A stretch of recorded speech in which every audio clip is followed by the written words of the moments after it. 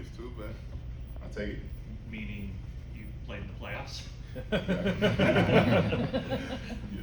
exactly. You did play 20 games last year. I think it was an NFL record. You guys played 12 road games. How much of a effect has that had throughout the offseason on your recovery? I ain't gonna say it had an effect on the off season, but playing 12 road games during the year is pretty tough, especially when we had to make the run we had to make going down the last stretch of the year. But off season has been good. It's been time to recover. Now it feels great getting back in the building, seeing all the faces, seeing the new faces, and meeting my new compadres in the O-line room. And it's exciting. I know you had some ankle, elbow stuff. Did you need any procedures in the offseason to deal with any of that? No. Okay.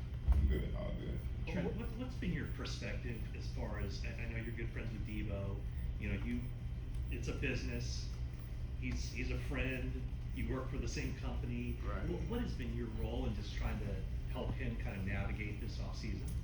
If he needs me, I'm here. He give me a call, I give him whatever advice I have for him. But I mean, when you talk about a guy like Debo or any guy in that locker room, we worked their whole life. This has been a dream since he was a kid to get to this position. And, this is his business, this is his dream, this is his career.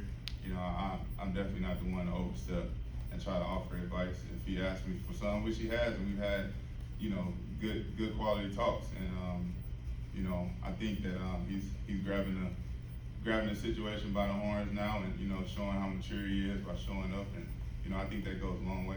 Well, what's Jake Brendel like as a teammate and as an offensive lineman? And for you, I know you haven't been around much this offseason, but what's the process in transitioning to a new center?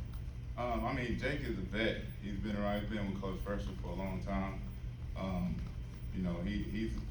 He knows it all. He's every center is pretty much the brains of the operation, not just a starting center, but all the way down to third, fourth string. Only time you usually see a center with issues if they're rookie or new to the system. But Jake is just like any center I've ever been around. He knows the offense inside and out. He's almost like talking to a coach when you ask about assignments and game plans. So Jake is an outstanding player. I think he's going to continue to play productive football for a long time, and we're glad to have him. You talked about being the new guys in the O-line room as the veteran in the room. How much responsibility do you feel for kind of helping getting the chemistry together and gelling? I feel a huge responsibility. Just to, Coach First is like family to me. Just to help him and assistant coaches kind of, it's a big room right now, and there's a lot of young players. So to help them get the players up to speed or whatever they need me for, I'm here. I love helping the young offensive linemen, seeing them come in and just raw, wide-eyed, bushy-tail, and not really knowing what comes with this job in the NFL. But for me as a veteran, I think my job is to be around and give them a heads up when those potholes are coming, or help them through a tough time, or just help them get over obstacles. But from my experience and just listening in on meetings, being in the meetings, we have a very sharp bunch of guys. Even though they're young, they're really sharp, really athletic, and they work really hard. We don't know much about Jake because we haven't seen him play, but I looked up some of his metrics coming out in 2016. He's like 90th percentile in a lot of athleticism. Does he still have that? Yeah. And, Yeah. How well does that fit with what Kyle needs him to do? That's why he's here. That's why all of us are here.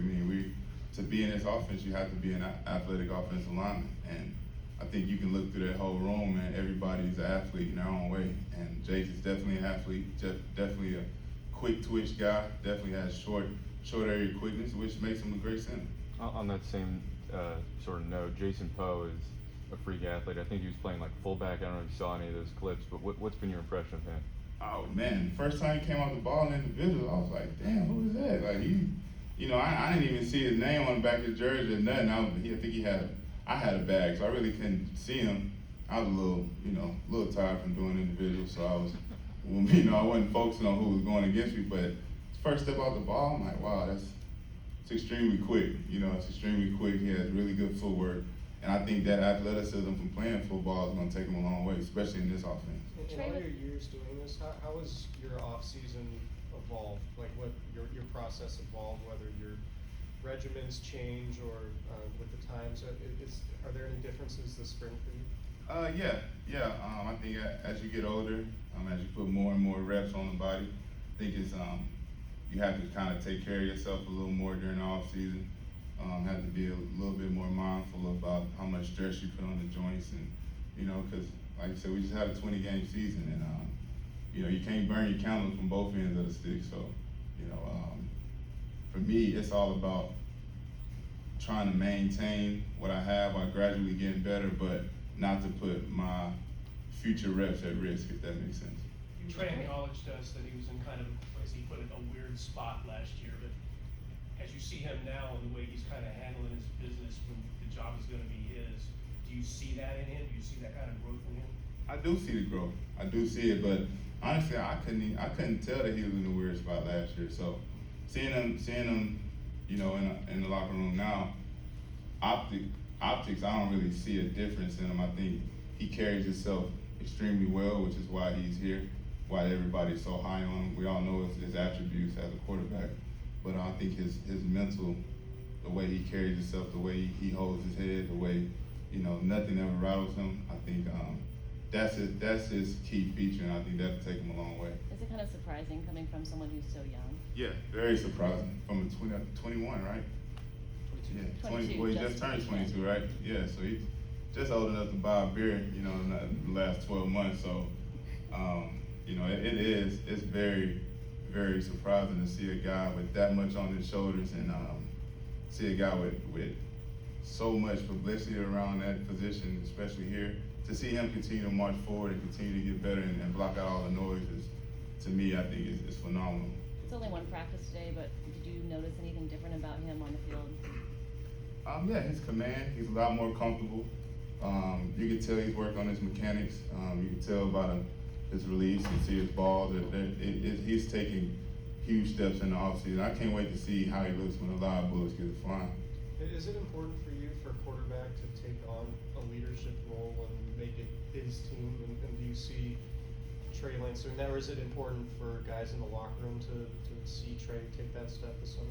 I think if you're a natural born leader, you lead, and if you're not, we're all grown here. Nobody's gonna fall for for okie dokie, right? If you're not a leader, then there's people here to lead, and just because he plays quarterback, we're not gonna say, hey, we need you to lead everybody. That's what I'm here for. That's what Kittle's for. It's what Fred's for. We have good foundational pieces as leaders in this locker room. So, you always want your quarterback to be a leader because he's the one mouthpiece that you hear every play, and it helps, but it's not mandatory. And I don't think in our position or Trey's position that it's mandatory, but he has the qualities to lead, and he has the qualities where people will want to follow him. Do you know Aaron Donald at all, and what are your thoughts on, facing the I don't know him personally. Yeah. We said what are my thoughts on him? Yeah, just on his new contract, he was contemplating retirement, now he's gonna. Yeah, I wish he would have retired. He deserves a contract. Obviously, we all know what he can do. I don't not know him on a personal level. I like competing against him. Brings out the best in all of us. So, it is what it is. Trent, there's a woman on Twitter who's drawing Jimmy Garoppolo every day and until he gets traded. Have you seen it at all? She's drawing him? Yeah. Same picture every day? No, it's Rita. Oh, it's different every day. Oh, yeah? Can she draw? Yeah, it's pretty good. Take a look at it. I like Jimmy, man. I miss him. Have you spoken to him at all? Not here in the last couple months, but Jimmy's a lifetime brother for me. I just wish him nothing but the best in the future. He's such a great teammate, such a great dude. So, I love him to death. So, I'm gonna go look at those pictures because, I'm always pro Jimmy. Yeah, you're gonna like Sure. When did your ankle heal?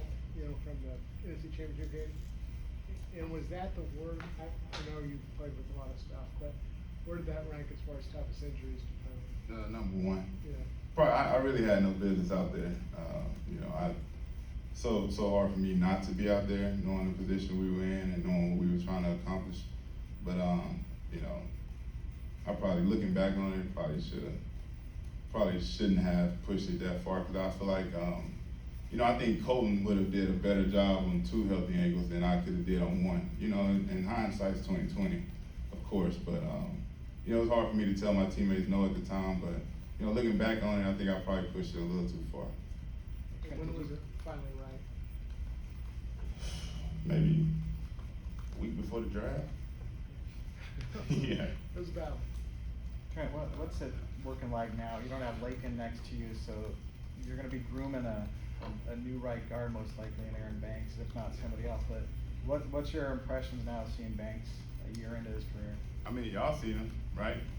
He's transformed himself, in a few months, and to me, that's indicative of a lot. Not just a good diet and a good workout regimen, but it's mental toughness for a guy to be able to go in and change his whole body composition in, 90 days, so to speak. So, Banks, his athleticism has always jumped off the board to be the size of the man that he is.